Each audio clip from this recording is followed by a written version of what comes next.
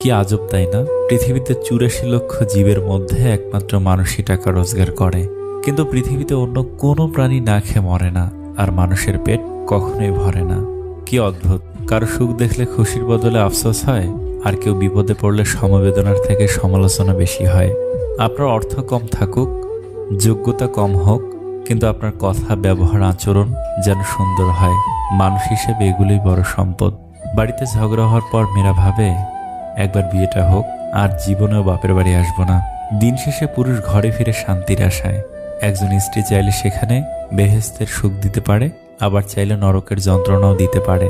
তিনটি জিনিস খুব মূল্যবান: সম্পর্কে সম্মান থাকা দরকার, ভালোবাসতে বিশ্বাস থাকা দরকার, বন্ধুত্বে গুরুত্ব থাকা দরকার।